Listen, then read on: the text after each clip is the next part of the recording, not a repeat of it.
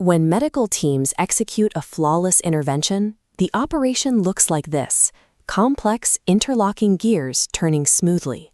Behind every successful clinical outcome is a rigid, invisible administrative structure directing that physical motion. If dozens of different hospital departments write their own standard operating procedures, or SOPs, using different formats, terminologies, and layouts, the resulting system is fractured.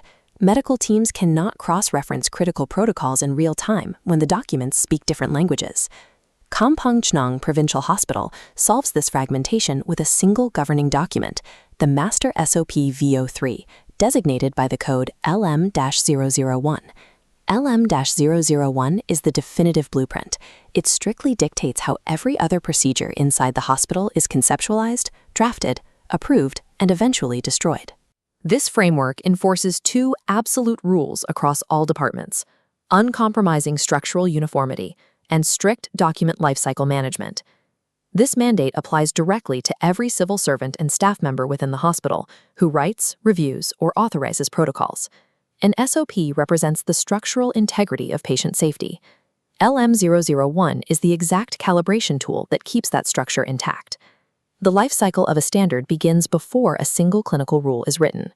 Any staff member assigned by the hospital director can draft an SOP, provided they lock their work into the approved master template.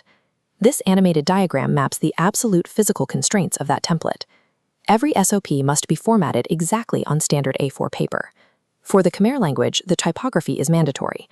Document titles must be written in Khmer OS Mul Light, exactly size 12. The rules for the main text are equally strict. All Khmer body text must be typed in Khmer OS Siem Reap, set to size 12. When incorporating English terminology, the document switches format. All English words must be written in Cambria, size 12. The document header itself is locked into this same metric, requiring a strict size 12 font to maintain the visual hierarchy. Beyond physical layout, the naming convention is highly regulated. Every SOP requires a precise title that immediately states its purpose to ensure rapid retrieval during an emergency. If an author uses an acronym, like MOH for the Ministry of Health, that term must be officially logged in a dedicated abbreviation list within the document. External references follow a fixed sequence. Staff must cite sources in this exact order: book or article title, author, version number, date, page or URL, and finally, the publisher. Stripping away design choices forces strict typographic uniformity. This ensures that any medical professional picking up any protocol can instantly scan and comprehend the text, eliminating visual friction when seconds matter. A clear title helps, but scaling a hospital's entire procedural database requires a rigid coding architecture. Every document receives a unique alphanumeric identifier. This branching taxonomy tree displays the hospital's 11 standard groups. The top node establishes the formula, a 2 to 3 letter prefix indicating the category, attached to a strict 3-digit sequence. The system organizes everything by function. Group 1 handles patient and families right under the prefix PFR. Group 2 covers leadership and management under LM. Group 3, QIS, catalogs quality improvement, patient safety, and risk management. Group 4, IPC, governs infection prevention and control. The HR prefix categorizes human resources for Group 5. Group 6 dictates patient care standards designated by PC. Group 7 files management, medication under MM, while Group 8 covers diagnostic services with DS. Facility operations are grouped here, SS for support services in Group 9, and ESS for environmental safety and security in Group 10. Group 11, HIM, finalizes the taxonomy by categorizing all health information systems. This standard is absolute.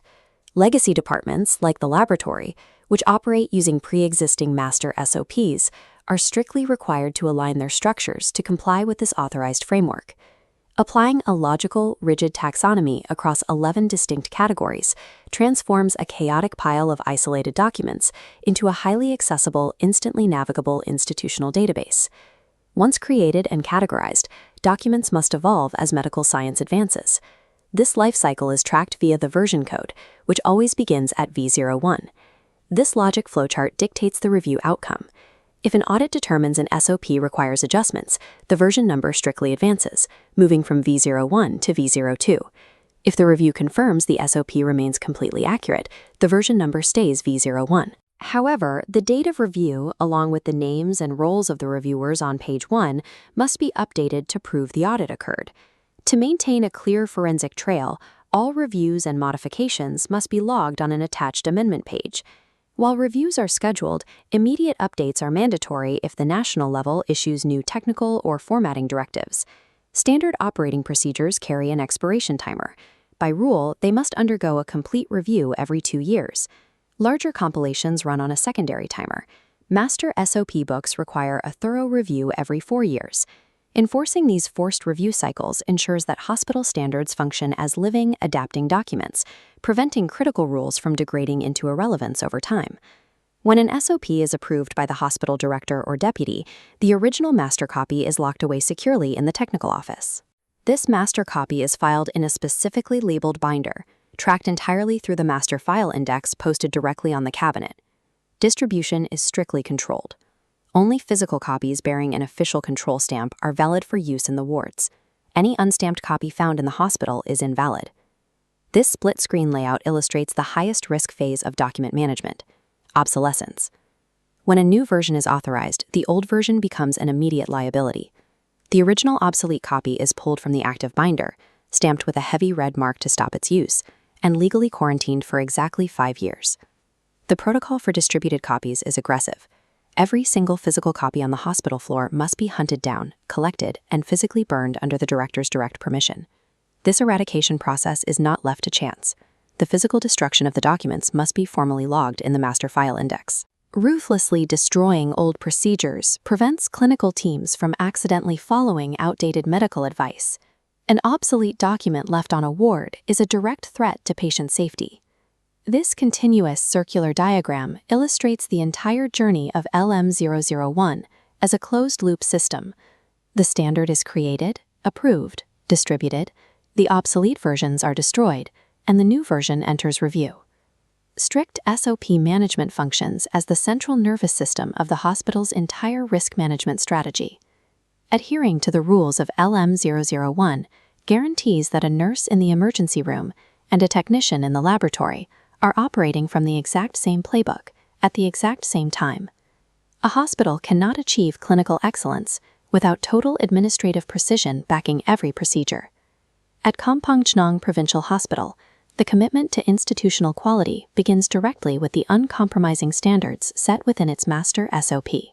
Medical standards exist to protect the patients, but the rigid, mechanical management of those standards is what protects the hospital.